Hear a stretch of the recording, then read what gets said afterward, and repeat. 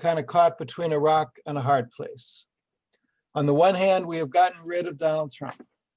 His faux populist, openly racist, authoritarian politics were beaten back, at least for now, enough to allow progressive forces to regroup and fight on more favorable terrain. But the Joe Biden, Kamala Harris administration by itself won't be able to make the changes in the country that are necessary, neither in policy nor in politics. In the highest turnout election in history, 75 million eligible voters still did not vote. Although a record 81 million voters elected Biden, 74 million voted for Trump, and 2/3 of those think the election was stolen. Millions of right-wing Republicans are energized. Many are armed and desperate to cling to a white supremacist past in an increasingly multicultural nation.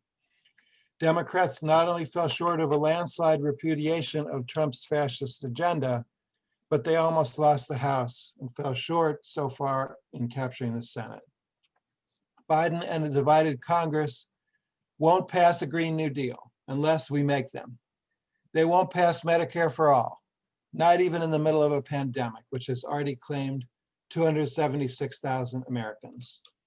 Although Biden has proposed taxes on the 1% to pay for green jobs, housing, and expanded Obamacare, the Senate remains an obstacle to even these modest proposals.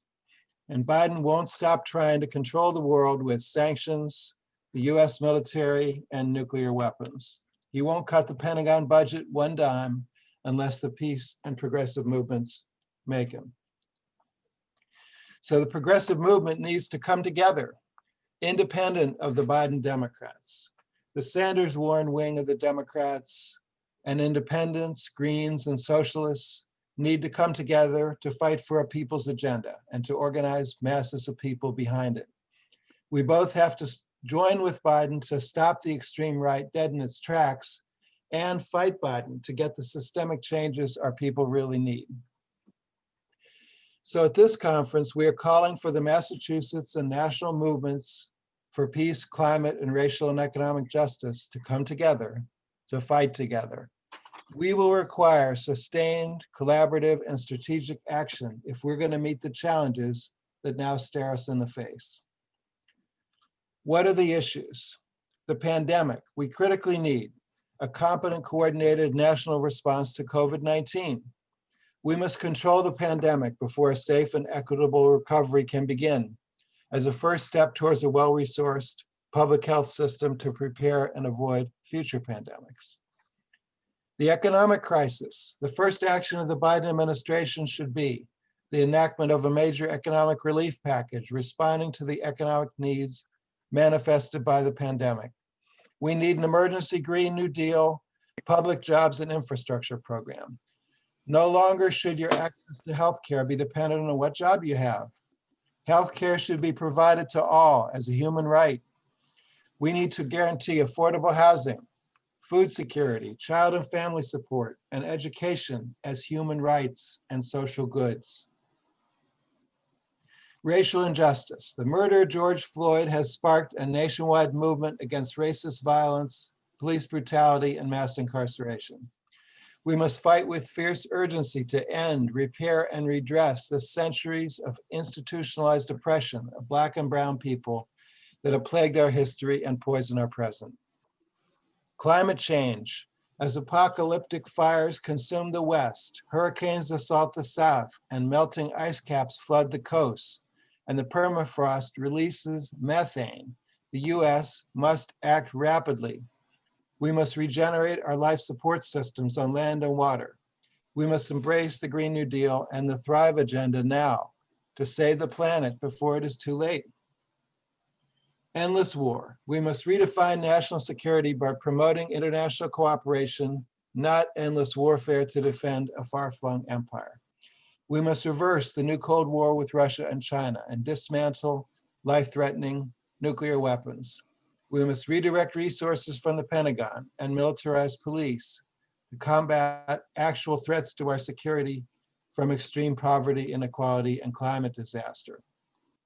Political polarization. We must address the explosive political polarization that will continue regardless of who wins the election. and consider any role we may be playing in that polarization. Our movement must stand with the vast majority of people, represent their interests, and build a society based on truth, science, and justice. Friends, this is a unique moment in history. From the ashes of disease, depression, dystopia, and disaster, we gather today to take stock, join forces, and build a powerful movement for radical, yet winnable, social transformation based on our shared vision of hope, justice, equity, and peace. I want to thank the 16 progressive organizations that came together to organize today and tomorrow's event.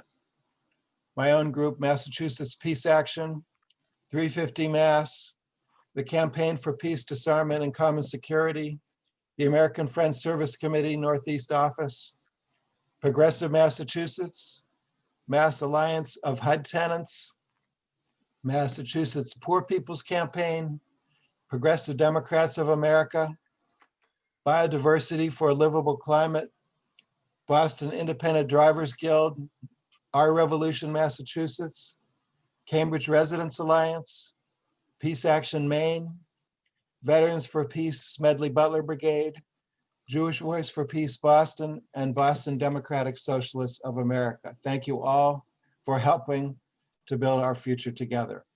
I also want to thank our endorsers, Witness Against Torture, Newton Dialogues on Peace and War, Watertown Citizens for Peace, Justice, and the Environment, and Cooperative Metropolitan Ministries.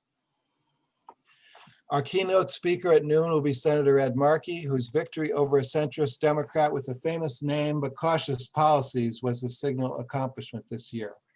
We'll also hear from 3 plenary panels presenting speakers representing a variety of parts of the people's movements. They'll all talk not only about their own movement, but about how the progressive movements can work together to support each other. We'll also present analysts who will decipher the political developments for us.